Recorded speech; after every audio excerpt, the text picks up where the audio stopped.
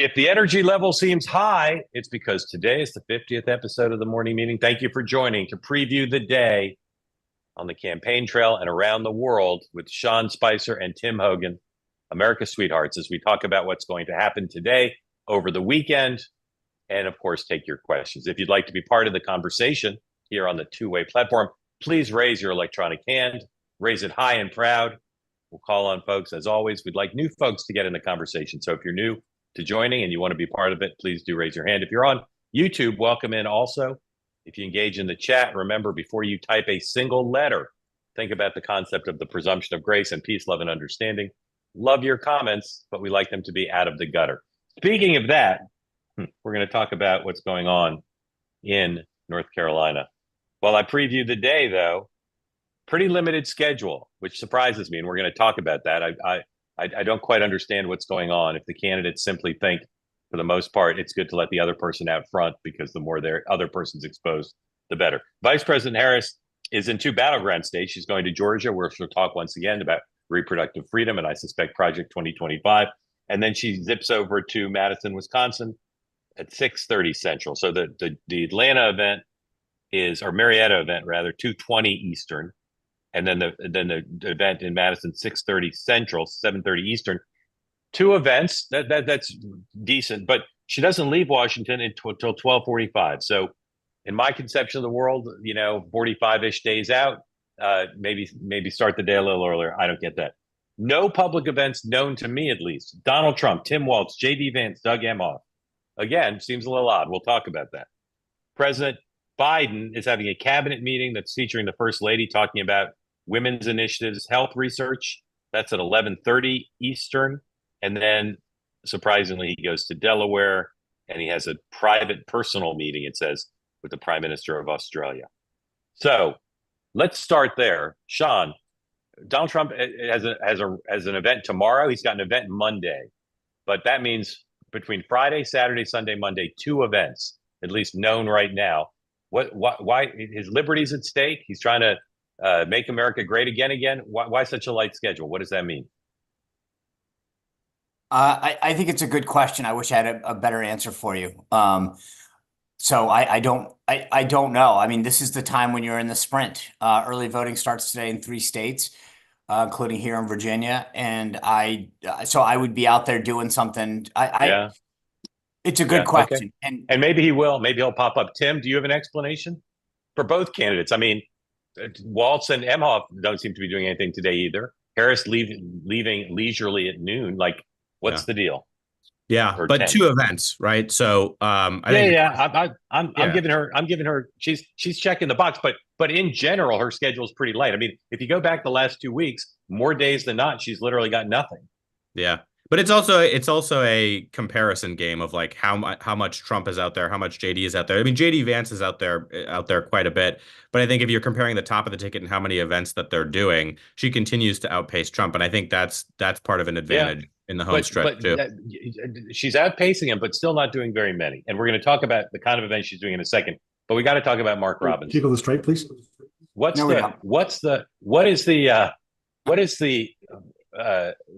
Sean? How does Mar-a-Lago deal with Robinson the rest of the way? He was already going to lose. He was already a problem. They were already trying to distance themselves. He came up on stage the last time Trump was there, uninvited. If you're Mar-a-Lago, what's your tactic strategy dealing with Robinson the rest of the way? I mean, I think you just freeze it out. You ignore him. Look, if you look at every one of the polls that's come out in the past 30 days, he's down between low double digits and 8 and 9. So, I mean, to your point, he wasn't going to win. I think now they just literally ice the guy out even further and run a campaign. This wouldn't be the first time that something like that has happened. Look, this is not helpful, just to be clear, so no one thinks I'm glossing over, but it is also not like it's devastating. It wasn't like they were tied at the hip or that this was critical or he had some, he's not an incumbent with the GOTV effort tied to his campaign or his apparatus.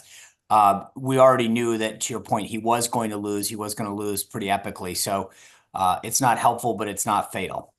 Yeah. So, Tim, yesterday, your tribe put out 1,000 times in my X feed clips of Trump praising Robinson in the past.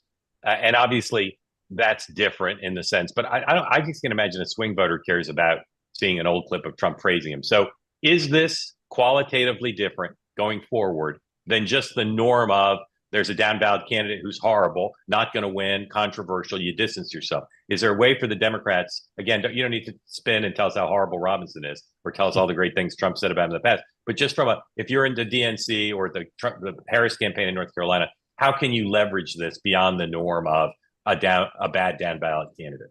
Yeah. Well, but it is, so both you and Sean saying a down ballot candidate or the GOTV effort is not going to be tied to him. I mean, he is at the top of the ticket in North Carolina, right? Yeah. And in terms of the gubernatorial race. So there is an impact there, I think, on the GOTV effort. It's hard to split off the very top of the ticket in the state with the presidential. You can do it. It's very rare. But to not be in coordination with him is an issue logistically. And secondly, around the margins, I think there are people in North Carolina who may be on the fence, who are making a decision, who see the extremism from Robinson, and then the salacious stuff that we saw yesterday, and tie it to Trump in the way that the Harris campaign is doing it right now. So I think around the margins, it can make a difference. Is it going to swing the state, 3 points, 4 points? Probably not. But small percentages with under 1%, around 1%, it's possible. I will say this to Tim's point, when you look at the last two cycles in North Carolina, I would rather have not had this happen, right? I mean, Tim's right that when you're playing on the margins, every one of these battleground states, we've talked about this over and over again, you'd rather have things breaking in your direction than not. Is this helpful? No. Is this fatal? No. But it just is one more unforced error that you don't want to have to deal with. Yeah. So in the chess matches, I'm always thinking about writing the book about this campaign. If she loses Pennsylvania, some will say because she didn't pick Shapiro, but there are other reasons. But she puts together 270 electoral votes in part by winning North Carolina. Of course, the cruel irony for Trump is the reason why Robinson, wholly unqualified in the view of many, became the nominee was because Trump endorsed him. And so Trump, it's not like Trump inherited this guy. Trump made this guy. And he may lose the presidency because of that. Again, I agree, it's on the margins. I'll be curious to see how much he's featured in digital ads, etc. I'll be curious to see what he does, because he's not the kind of guy, I think he might try to go to Trump's event tomorrow. He's just not the kind of guy to say, yeah, I'll stay in my own lane because I did some stuff I shouldn't have done. So I think it may be a harder problem to manage. I know this sounds silly, but with enhanced security, it's a lot harder to show up the way that you might have in the past. I agree with that, but he is the party's nominee for governor, as Tim says, top of the ticket, and we haven't seen very many North Carolina Republican politicians repudiate him. So he's still there. He's not been denounced. You could imagine a world in which people after yesterday, and even before yesterday, frankly, for all the stuff this guy has said and all the stuff they know about him that hasn't come out yet, you can imagine a world in which the senators, the members of the House delegation, state leaders would call for him to step down. But you heard that from one or two minor people yesterday. So if he shows up, good luck keeping him out. I agree with you if they want to, but it'd be kind of awkward if he tries to get in and Trump has a Secret Service keep him out. All right. So this, to me, as I've said before, the fundamental question of the race is, how is Kamala Harris going to be defined in the mind of the undecided voters? Will she be seen as sufficiently specific? Will she be seen as a credible commander-in-chief? Or will Trump be able to define her on his terms? Mixed data in the last news cycle, and hovering it all, of course, is a question of not just how many interviews she does, but who she does them with. Last night, she chose to do an interview with Oprah. She got asked, which was about immigration. We'll look at part of that in a moment. The Associated Press has a new poll that says she's rated roughly equal with Trump on who do you trust more to deal with the economy. That's extraordinarily good news for her. On the other hand, she's equal, and yet she's not ahead in the battleground state, so that always cuts both ways. But if you look at Peggy Noonan's column today, and Peggy's a genius and a keen observer, and not shouldn't write from a partisan point of view in the sense that she writes what she thinks and sees, and what she thinks and sees is that Harris is being way too vague and basically suggests it could cost her the election. Last night, one of the few difficult questions Harris got in the town hall or whatever it was with Oprah was about immigration. Basically, what would you do to shut down the border? And watch what happens with Oprah when Harris is not very specific about her answer. My work and my career has always been about saying, let's fix problems. Let's address the needs, because we know it's within our capacity to do that. So to answer Justin's question, now that that bill has gone and hasn't passed, will you reintroduce that? Absolutely, and when I am elected president of the United States, So I Justin will make asked sure that about bill what she's gets going to to do my on the desk. border. Her answer's vague, and Oprah unleashes her inner Tim Russert to say, answer the guy's question. So, Tim, long-running conversation. Is it possible that she needs to do tougher interviews and she needs to give more specific answers? Or is Brian Fallon's secret plot to just have her be vague and gauzy good enough? Yeah, my answer still there is it is possible, but I do think what's interesting about this specific question, and I was going to raise this one with Oprah, is that look, they started, I think it's a smart, they started with the tougher question, the question that people are saying is one of the top issues that they want to talk about, and that Harris in the issues split is not winning right now. So I think it was smart in this setting, even if you don't feel the question is tough enough. Yeah, but I thought it was also smart for Oprah to do that follow-up, so it gives them gives Harris another string to talk about when talking about immigration. That yes, the bill died, but I'm still going to reintroduce the bill. I thought that was strategic. I also think this ongoing conversation we're having about is she doing enough interviews? Are the questions tough enough?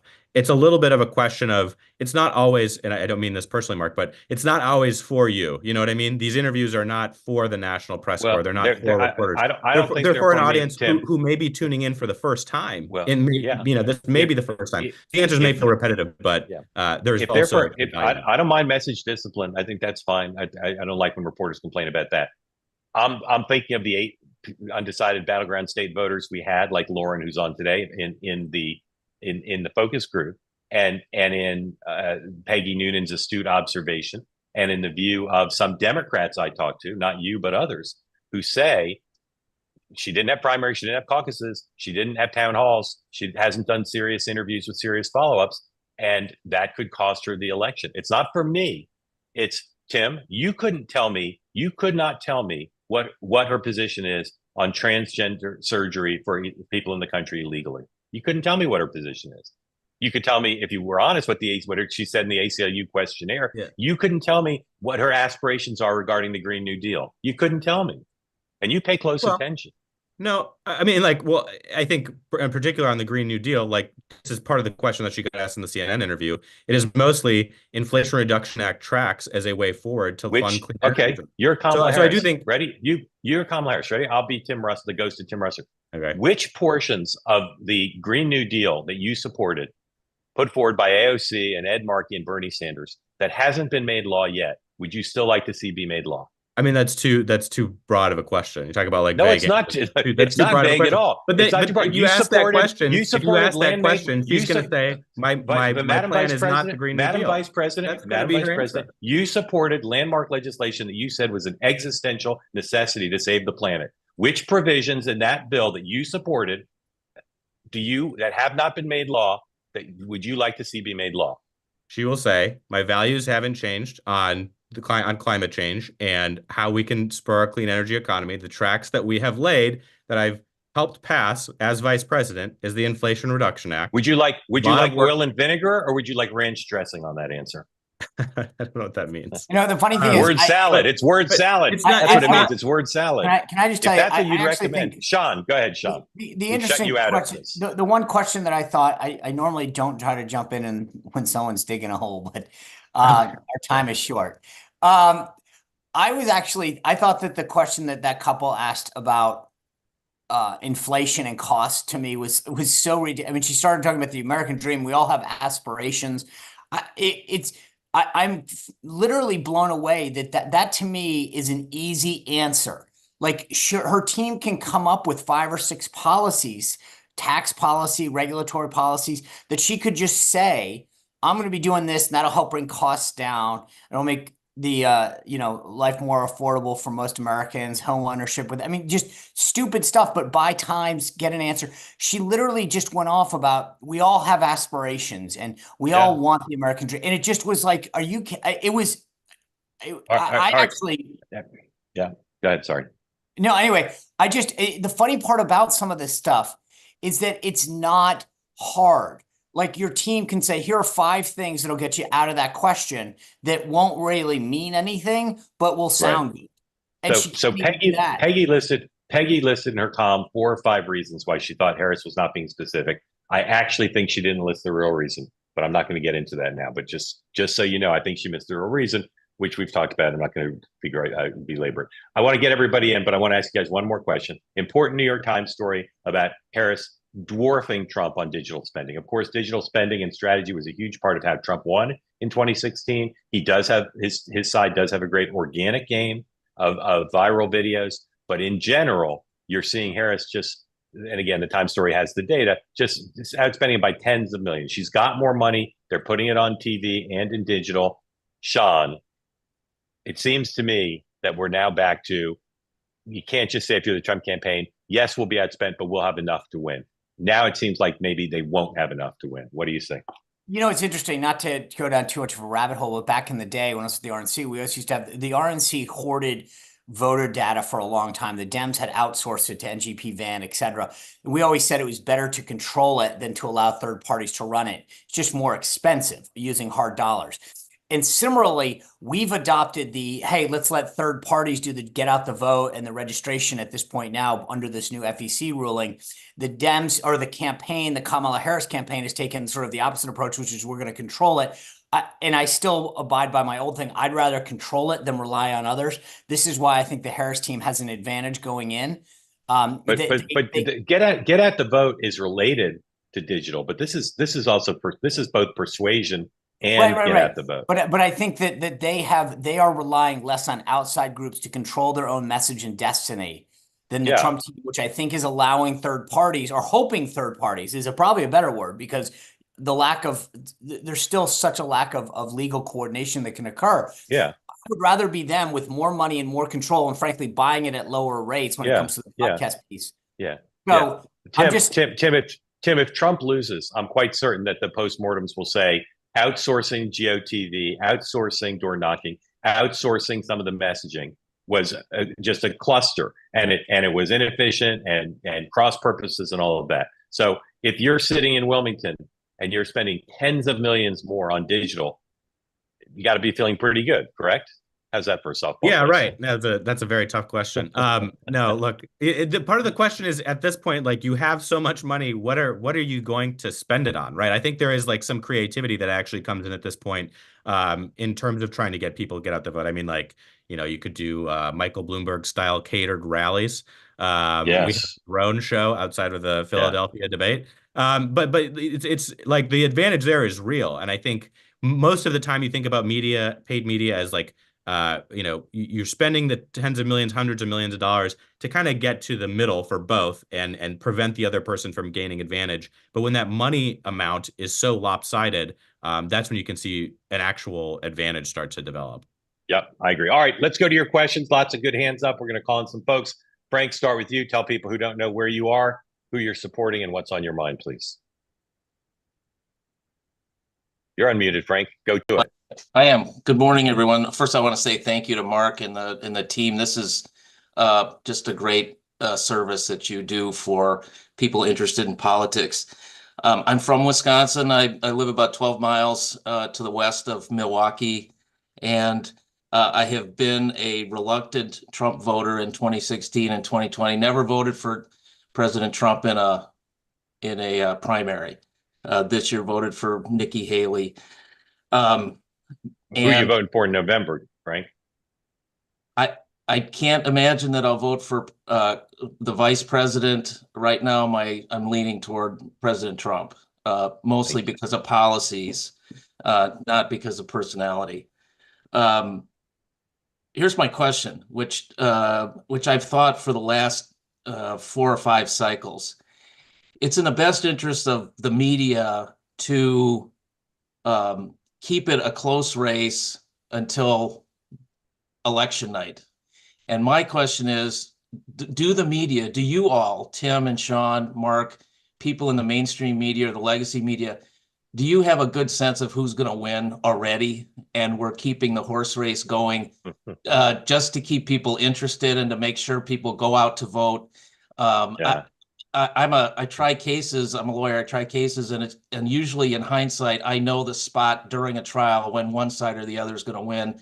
Have we reached that in this? Yeah, Frank, it's a election? great question. It's a great question. I appreciate you asking it. I will say the mainstream media no more wants Sean and Tim to be part of us than they want to be part of it. So just to be clear, they don't want Understood. they don't want that. I'll answer, and then I'd love for Tim and Sean to answer. I don't know. I usually at this point in the cycle, I have a sense of who's going to win or who I think's going to win. It's not always been right, but more right than not.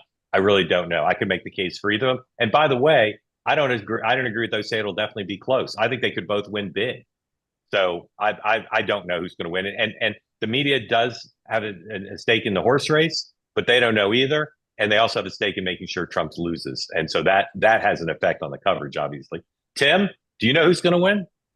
I do, but I can't tell you. I've been sworn to secrecy, so I'll tell us on the 75th episode. Yeah, on the 75th episode. No, I don't know. I mean, it's a good question. I do think in terms of like media incentives, there is an incentive for the media, I think, to sort of like flatten all issues within a horse race, because that's what they're focused on. And just Mark, to your point, like there's an incentive for mainstream media to want Harris to win. I think there's also a countervailing incentive for them to want Trump to win. They saw their bottom line do much better under Trump. They saw record ratings.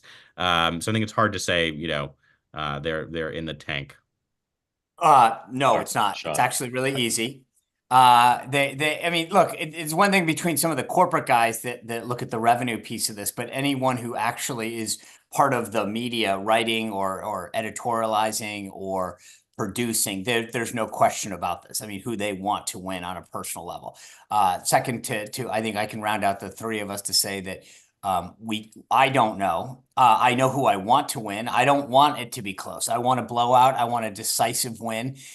Shameless plug. I did a road to 270 map last Wednesday night. If you go to my YouTube page, just go to the end, the last 10 minutes. You can watch the whole thing if you want, but where we walk through literally and go poll by poll in each of these states, these 3 or 4 states in particular, you look at the blue wall states, you look at North Carolina. I mean, the polls are what they are, the public polls anyway. It's way too close.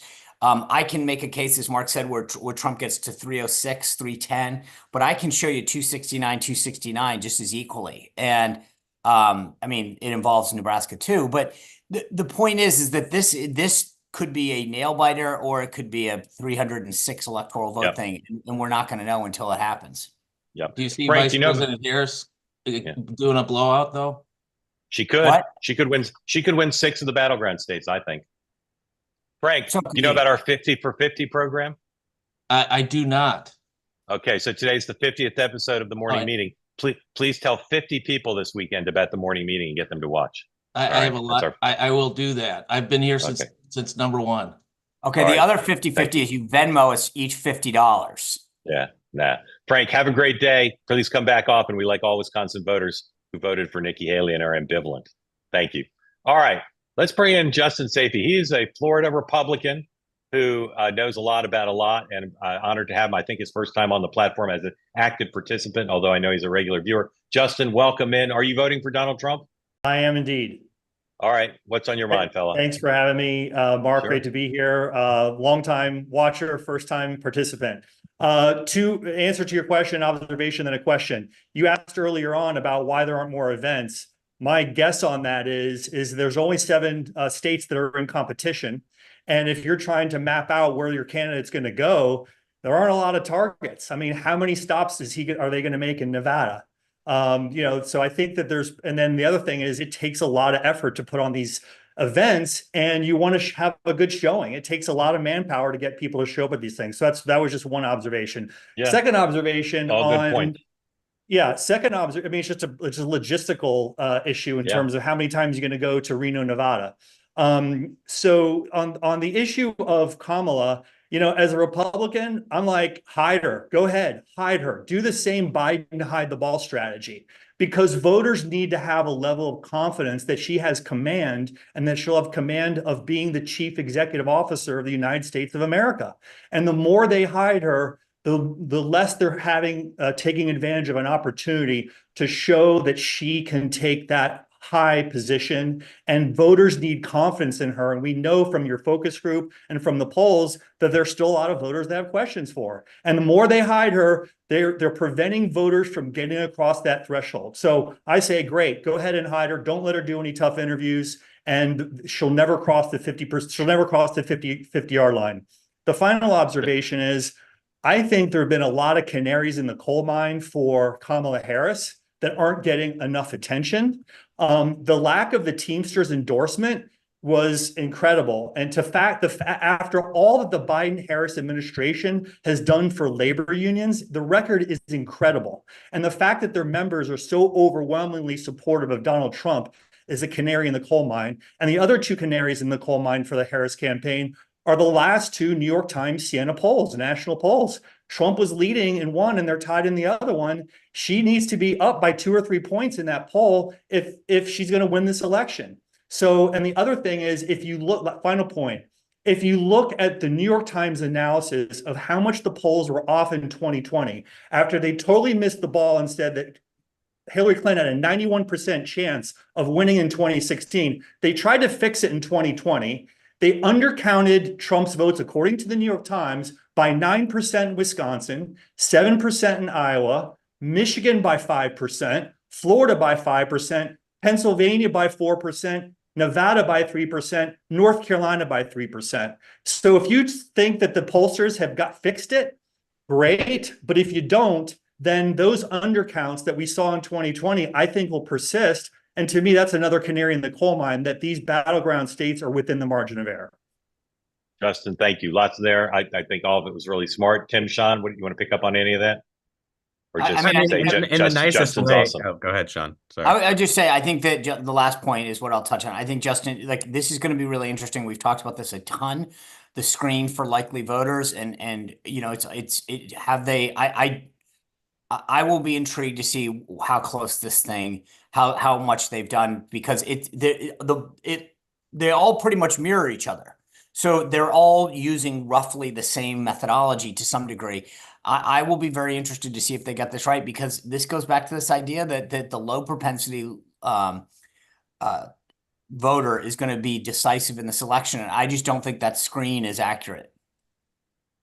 Tim? Yeah. As I say, in the nicest way, I feel like, Justin, that was like an opening Fox News monologue to a show, like trying to get your audience pumped up.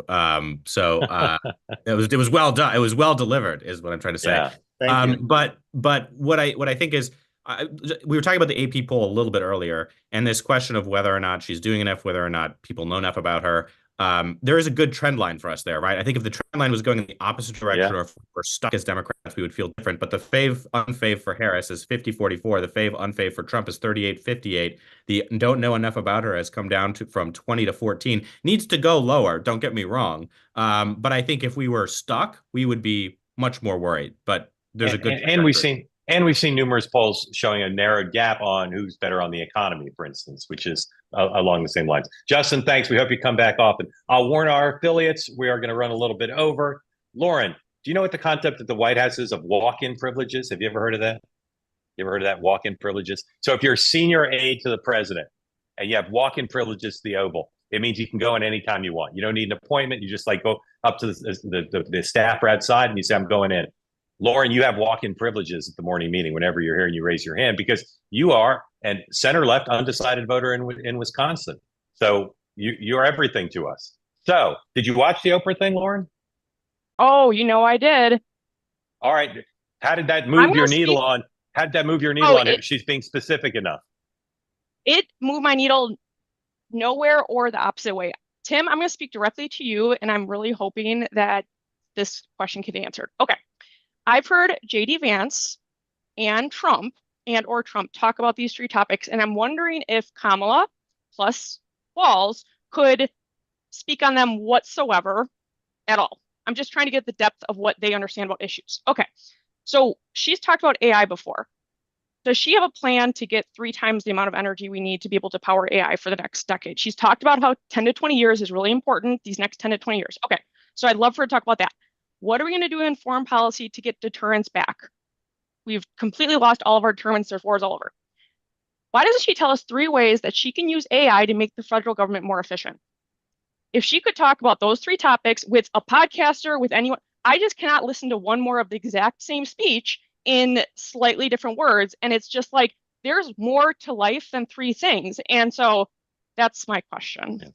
Tim, if Lauren's the yardstick, your thesis that the vice president's doing enough, wrong. I don't know if we have our sound effect. Well, so I guess my question for you, Lauren, and not to like, I think those are things that are valuable to talk about, but I really don't think there's like for many, like the central question in deciding how they're gonna cast their vote is like, what is the AI energy policy? I could be totally wrong, but I guess Lauren, my question for you is like, what do you care about? Like overall, like what if you had to say like, what is the thing that I need to hear about to make a decision? How would you essentialize it? Like, what is the central thing? Is it that you just need to hear more generally, or is there like a policy you care about? Or are those policies you just mentioned the ones you care about? I think that my 2 policies, I think that I forgot who said it, but they made a really good point. Trump makes me sick. Kamala makes me scared. I think scared is a stronger emotion than kind of sick to your stomach, because I can deal with sick to my stomach. I can't really deal with being scared. So I think foreign policy is a huge thing that I think she tiptoes around, doesn't really give any specifics on. And it's been an abject failure, in my opinion, for the last 4 years. I think that that's just what it is. So that, and then I think that I just wish that she could say, this is when the left goes too far left. Like, I don't think that she either. Yeah, do not, Lauren, do not hold your breath on that one. No, but even take one issue like the transgender thing. Sure. That's like 0.01% of the population thinks migrants should. She did say if someone enters her home, she'd shoot them. Yeah, by the way. Not everybody on the left would love that. That's true. Yeah.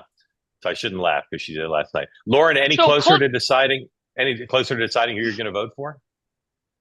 I'm trying really hard to somehow get Kamala to hear what I'm saying through the screen so that she can start to try to sway me. I'm nowhere closer to voting for Kamala. Okay. Well, that's what this program is for, is to communicate with the vice president. So you're doing a good job there. Perfect. Best you can do. Lauren, thank you. Come back as always. Remember, you've got walk-in privileges. Not many folks do. Grateful to have you. All right. We're already over. So let's go to Mr. Sleem. Mr. Sleem, come back in. Tell folks who don't know who you're supporting. What's on your mind, please? Hi, guys. My name is Iad. I'm from Roslyn, Virginia, originally from Long Island, New York, where I'm still voting from.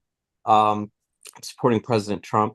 I actually just watched that video of her saying that she'd shoot someone if they walked into her house, which is actually very surprising. And I don't think it would be her. It would be her Secret Service guys that would do it. But I listened to what Lauren had to say. I don't think Lauren's going to be undecided much longer.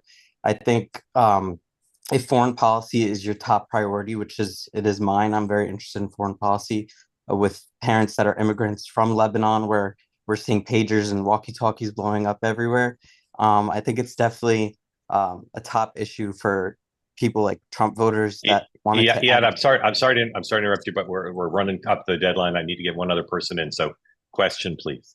Sure. How long do we have to wait before Harris is going to actually do something about any of the questions that are being raised by people like Lauren about what she's going to do when it comes to people like James Hodgkinson, for example, who wanted to travel from Illinois to Virginia over here to shoot Steve Scalise, and people like Rachel Maddow, who are going on TV and saying Trump is Hitler. And now we're just seeing a second assassination attempt. Matt Gaetz is coming out and saying yesterday that there's 5 assassination teams working on assassinating Trump. All right, Why is there no toning down of the rhetoric? Okay, all right, thank you for that. I'm going to leave that as a more of a statement than a question, because I want to get one other person in, because I've inadvertently called on a lot of Trump folks today. And I always have an anecdote to that. Whenever I've called inadvertently on too many Trump people, I go to my pal Michael Bix, who speaks for all of Blue America. Michael, what's on your mind today to close this out? From New Hampshire. Why in the world isn't she doing a series of town halls? I mean, my bet is that in the next 2 or 3 weeks, you will see her do 4 or 5 town halls in battleground states, because I mean, if she doesn't, it's criminal. Because I mean, So Brian Fallon this morning in an interview with Politico didn't say that, but he kind of hinted at it. He's like, people are so concerned about the front-loaded failure to do stuff. Just you wait, is basically what he said. Tim is enabling Vice President Harris's failure to do town halls because Tim thinks it's all going well. I'm not So I saying think that the answer the is strategy that she's employing now is that's it. I'm just saying that to that point, to Fallon's point, there is more coming, right? Like in the last week or so, we've seen her do more interviews. Now, granted, sometimes they're in settings that you will Michael, scoff do they over. need to be legit town halls where like the questions aren't screened and anybody yes, can ask anything? Because I if you mean, do that, you run the risk of getting a question from a Palestinian and a MAGA person, Palestinian American and a MAGA person. Like you want her to just expose herself to anybody can walk in, like a New Hampshire town hall, or 3 pre-screened questions like, what will you do to protect my reproductive freedom? In other words, does it need to be, do they need to be legit town halls, or they can be Potemkin town halls? Well, it sort of depends on the polls, frankly. I mean, if they stay like they are now, she's got to roll the dice and do them for real. If she's up by 3 or 4 points, then maybe do them like Trump and have Sean Hannity, or like Rachel Maddow do them. But if it stays like it is now, they can't play. I mean, so you think she's basically even or behind, and she needs to take more risks to show that she can answer questions? That's the Bix position currently. Yeah, I mean, to the extent that it's perhaps my fear, but yeah, I mean, that's it. I mean, the other question is, who knows about the polls? Maybe, I mean, I find myself hoping that they've overcorrected for their mistake and she's actually further ahead. But... Sean, if you worked for Kamala Harris and she said, guys, I saw Michael Bix in the morning meeting, which I watched under a fake account, and I think I should do no holds barred town halls where anybody can walk in and ask me a question, what would you tell her? Absolutely. No. What would you tell her if you wanted? What would you tell her if you wanted her to win? In all seriousness, would you advise that, or do you think that's too risky? Madam Vice President, we had trouble getting through the Oprah one without people getting frustrated with you. Do you really think that you can handle one with real people? I don't think so. Let's do maybe some more Oprah ones before we worry about the big girl ones. I'm sorry. Everyone keeps saying things that I mentioned this before. There are smart people around here. There are smart people around Biden. They know their candidates' limitations. There's a reason why people didn't just push Biden out or push her out. They get it. And this is the thing. It's not like they don't know this and they're going, oh, you know what? Maybe we should do something. Yeah. She can't. Tim, if your friend Brian Fallon called you and said, hey, Michael Bix thinks we should just like open the doors and let anybody walk in and ask a question, we're thinking of going for it, what would you say? I mean, in those settings, you generally open the doors, and if you are doing it in the most unscripted way, you're still going to know people's backgrounds, right? You're going to know, like, oh, this is a union person who. Well, but who do you invite? But the question is, who gets invited? Would you say, yeah, we're going to invite teachers and people from left-handed people for Harris? Would you expose her if Brian said, we think for credibility, we need to basically say anybody can come. They have to pass a Secret Service background check, but we're not screening the people. If Brian says we think we need to do that for credibility, what would you say to Brian?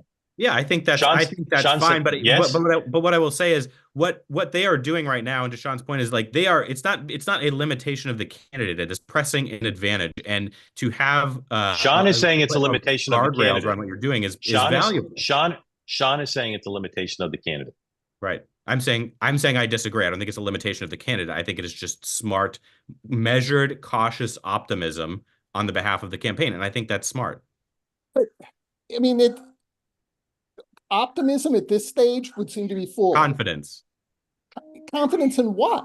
I mean, the polls in the direction of where the polls are going. Look, do we need to are there further improvements that need to happen in the polls for people to feel good? Yes, but the trajectory of where we have been and where we are now and where we are going, you advance your campaign with some measured confidence, but you don't just throw everything to the wind and abandon strategy at this point. I just don't see a reason to do that.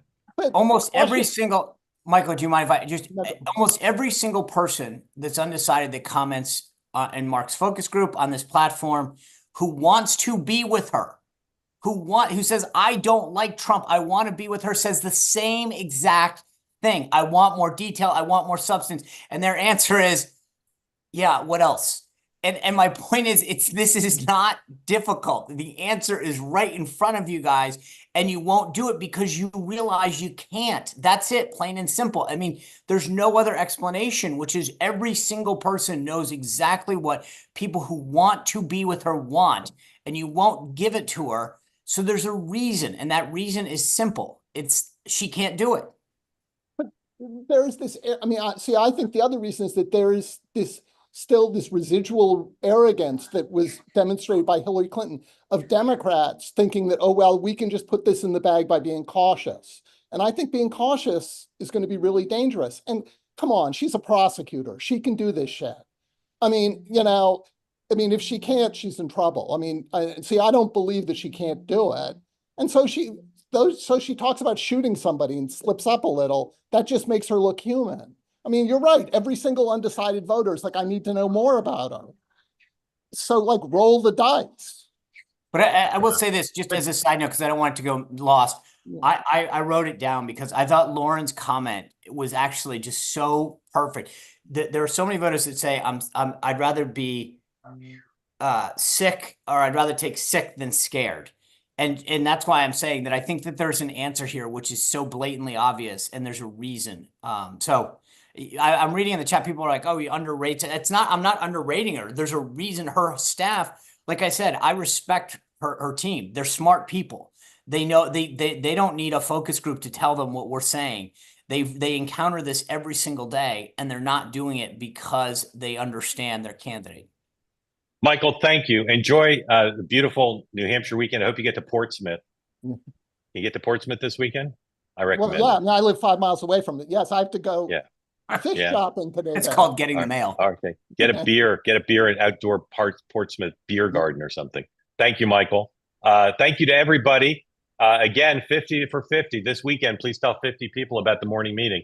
We'll expect attendance to skyrocket on Monday under this plan. Tim, what are you doing this weekend? What am I doing? I have a friend's birthday and brunch. Brunch. Will you drink at brunch? Of course. Yes. Okay. Sean, what are you doing? Let's just say I've got a few pre-birthday activities going on. When's your birthday? When's your birthday, Sean? Mark, you're smart. We'll research it. We'll research it. All right. Actually, the birthday I'm going to. Come back next week. That's where the Venmo kicks in. Come back next week. We're going to have a big birthday celebration. Thank you all for watching. I may be back later today with a breaking news episode. We'll see. You'll be notified in all the normal channels, and maybe over the weekend. But certainly Monday morning, episode 51, season 1, episode 51 of the morning meeting. We appreciate you spending part of your morning with us. Sorry we went over. For those of you who have places to go, have a good weekend.